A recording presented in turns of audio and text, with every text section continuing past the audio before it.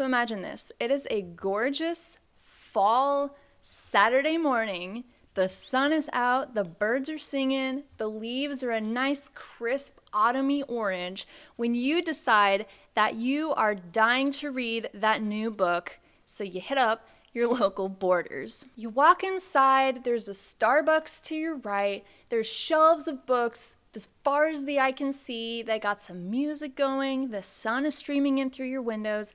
Life is perfect. That was exactly what Borders was going for as one of the first big mega bookstores. We're going to be diving a little bit into the rise and fall of the Borders bookstore chain. It all started with two young college-age brothers named Tom and Lewis near the University of Michigan in 1971. They studied mathematics. Lewis, I believe, got his graduate degree from MIT, so they were some smart cookies. And they set out to create a used bookstore for their fellow peers literally across the street from the University of Michigan. And it would soon become a very popular hangout for their fellow peers and other young adults. And after being open for a few years, they started to do pretty well for themselves, and they soon thought, I think we might need a little more space. So they bought out the stock of a nearby bookshop called Wars, no more than 1 block down from their original bookstore. And they would also employ 2 more people named Michael Hildebrand and Harvey James Robin. Now, Michael had experience managing a rare and used bookstore in East Lansing for years, while Harvey James was a local restorer of rare books. So this worked out pretty well. They had a team of 4 after only 3 or 4 years of even starting their first bookstore, which is pretty great. Around this time of minor expansion, the 2 brothers, Lewis and Tom, began playing around with the idea of creating what they thought of as a superstore. Now, this would become the first of its kind. It would set the tone for Barnes & Nobles, Powell's, any of these major, huge, gigantic bookstores, some of them even being massive chains like Barnes & Noble. What's interesting is many shops at this time were usually held in either downtown locations or at big, huge malls for people to shop at. Malls really became a thing around the 50s and the 60s, and what was unique about Borders and Tom and Lewis is that they set it inside of a quaint little suburban community right near the University of Michigan's campus. So a lot of other bookstores and shops began to take notice of this just because of how well they were doing. So fast forward to the late 80s, and Borders is still continuing to do really well. They've just opened up 3 other new locations throughout the Midwest, and they just started a wholesaling business that they called Book Inventory Systems, or BIS for short, that would eventually become their secret weapon, their secret sauce. Now, with Tom and Lewis's combined skills in mathematics, this would go on to become an incredibly sophisticated system for their future chains that would ultimately be capable of tracking trends and seasons in sales. And with this new system, they acquired 14 other bookstore clients. So between that and their own success with Borders Bookstore, they were racking in over $30 million in sales, or roughly $80 million in today's numbers. Throughout the 80s and 90s, this would prove to be a time of massive growth for bookstores all around, which would ultimately create the perfect environment for the Borders brothers to scale their business astronomically over the next 20 years. And this is when they began to think even bigger. How could we expand this even more? And it was around this point that they brought on a 5th member known as Robert D. Romualdo, and I apologize if I mispronounced his name, but I'm going to call him Robert D. just so I don't keep twisting my tongue over his name. Robert was a graduate of the Drexel Institute of Technology. He carried a Harvard MBA and had a successful work background in merchandising and marketing, so he was the man to represent Borders Bookstore and take him to new heights. Now, Robert's first order of business was expansion, so over the next 3 years, this is what he set his sights on. He would go on to open 14 stores across the Midwest, which would round out to be about 4 or 5 stores per year.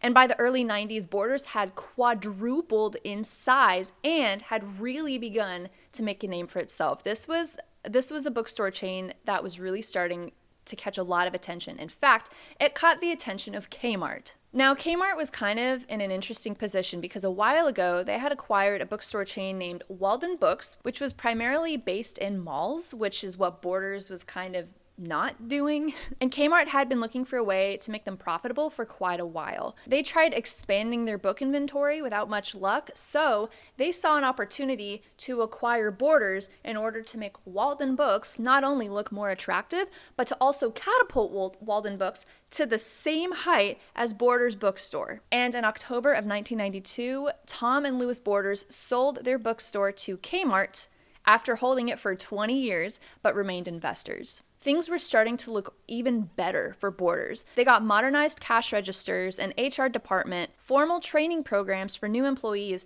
as well as the introduction of music to this store. A year after this acquisition, sales skyrocketed to nearly $225 million, or the equivalent of $467 million today. This marked a 16% increase in their net sales compared to last year, which is huge. They now had the highest sales per foot ratio in the industry. And not only that, but Borders had fine-tuned that inventory management system that they had built a few years after launching the store. Their inventory management system had gotten so good that it could identify up to 55 separately defined seasonal patterns and programs that they could implement into their computer system without disrupting prospective sales. So on the surface, Borders was practically glowing. This was like the golden business. This was like the example that all of the other bookstores, including Barnes & Noble, were trying to follow. In fact, it was frequently chosen over other competitors like Barnes & Noble because of its wide variety of products, including alternative educational and informational media, its first-rate customer service, community events, and its relaxing and comfortable environment. They also employed majority full-time college-educated staff whose knowledge of literature and music was vetted during their job interview process. So they were for real about making this thing glow. Despite all of this, things weren't quite as great as they seemed on the surface. The merger between Borders and Kmart and Walden Books proved to be a huge point of contention for both companies because Kmart was not seen as a good cultural and commercial fit, and as a result, many senior Borders staff resigned. Kmart was also viewed as ill-equipped to deal with the intense pressure from other competitors like Barnes & Noble, so almost immediately after this acquisition, Robert D., who was the fifth member for Tom and Louis to bring on, who was also the president and chief officer of Borders, partnered with George McConaughey, who ran Kmart's specialty stores, including Walden Books. They made plans to form their own business called Borders Group and essentially buy themselves out of their deal with Kmart. And this was accomplished through a highly structured stock purchase plan. Now, after they had built this thing up, gotten acquired by Kmart, and then separated themselves from Kmart again, this is sort of where the beginning of the end started to happen. They were so consumed with growth that that's all they saw and that's all they continued to do. By the mid-90s, so roughly 25-ish years of being in business, Borders was expected to overtake its biggest rival, I'm gonna let you guess, Barnes & Noble. Its end-of-year sales figures after separating themselves from Kmart was over $1.5 billion, setting itself up nicely to open between 30 and 35 new stores within the next year. Do you remember when they were setting up between 4 and 5 stores a year? Those were sissy numbers. These are big kid numbers. These are big, huge mega store numbers. Now, this also happened to be around the time that the e-commerce movement was starting to become a little bit more popularized. This would eventually become a missed opportunity for them. Borders would begin rapidly opening new stores over the next 6 years with high overheads while outsourcing all of their online orders to Amazon. This would prove to be one of their biggest mistakes by not opening up an online retailer of their own under their own name. So while Amazon was getting all of their sales and while Barnes & Noble was building their website and their Nook device, they were stocking high volumes of physical books, CDs, and DVDs, all while iTunes was also making its debut. Borders would eventually reach its peak in 2003 with over 1,200 new stores across the United States, the United Kingdom, Singapore, and Australia. And due to its massive overhead with how much inventory it was stocking and a gradually emerging digital age, it began to take on debt to continue maintaining its stores, many of which had 15 to 20-year leases. And in 2007, right before the onslaught of the Great Recession, Borders would make its final profit. Borders had restructured their operations twice to help manage the $350 million in debt it owed to various entities.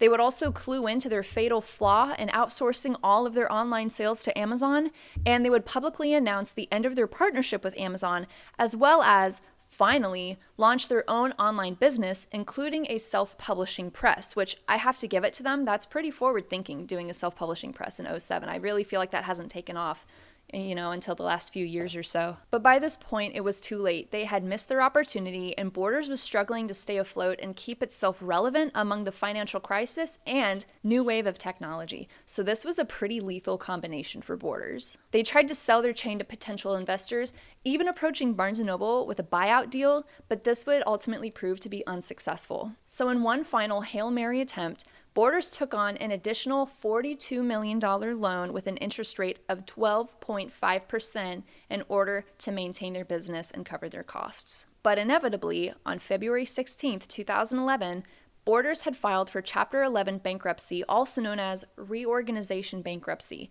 And basically, this would allow Borders to get their affairs in order, restructure themselves, and alleviate some of the pressure around their debt. Within 7 months, Borders had closed all of its stores. Borders would eventually be sold off for parts to various companies like Books A Million and private equity firms. And Barnes & Noble, who they were at one point expected to outcompete, would eventually acquire its brand, trademarks, and customer list. In fact, if you Google Borders on Google right now, you will see a welcome link that is for Borders customers provided by Barnes & Noble. When they filed for bankruptcy in 2011, they listed their expansion strategy as one of their main faults.